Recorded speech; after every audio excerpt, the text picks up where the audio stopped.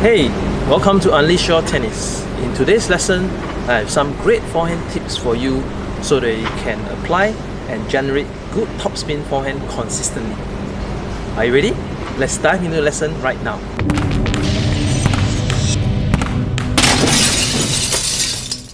The main thing I want to talk about today is having a good unit turn. Now, for those of you who have not heard about unit turn, the unit turn is simply the move that you make before you contact the ball. So let's say when the ball is coming to your forehand side, your first move after the split step should be having both hands on the racket, turn the shoulder, your hip is turned as well, and your leg is loaded. So in other words, your body is wind up and you are ready to unwind and contact the ball and execute the shot. So that is basically the unit turn. Now, if you have a good unit turn, you might be able to solve some of the mistakes that you might be facing. Let me explain. One of the common mistakes that I see among tennis players is that some of them tend to split the hands too early and the hands are wide apart. Okay? Now the problem is when they do this, you can see that the body is not wounded up properly, and then eventually they are unable to hit a good forehand shot.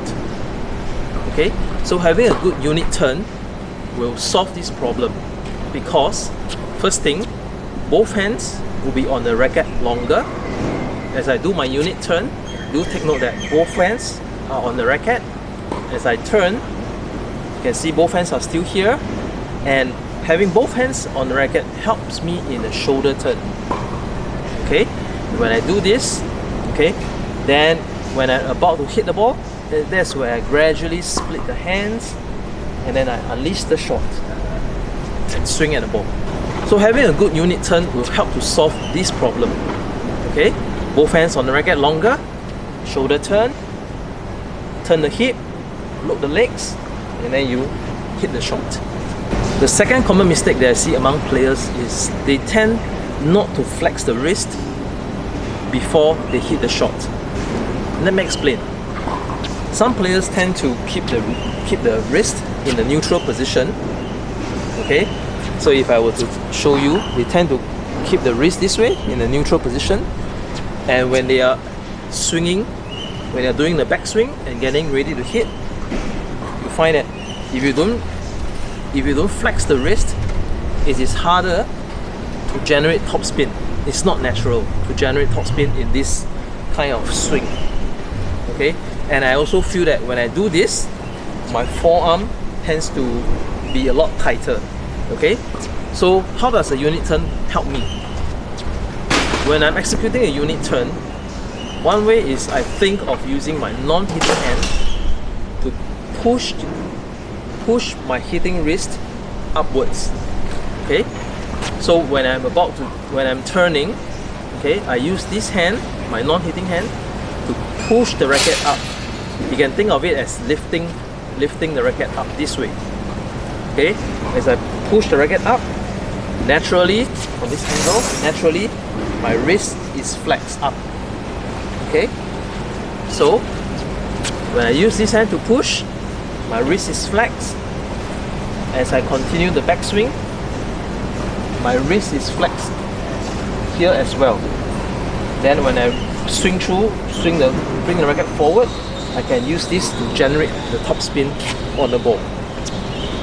Okay, so right from the start, the unit turn can help you to push the wrist up so that it remains flexed throughout the swing path.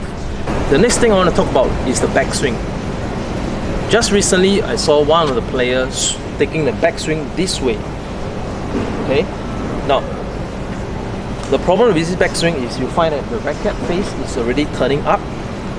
Okay, I find a lot of tension on the forehand, and obviously the wrist is not flexed.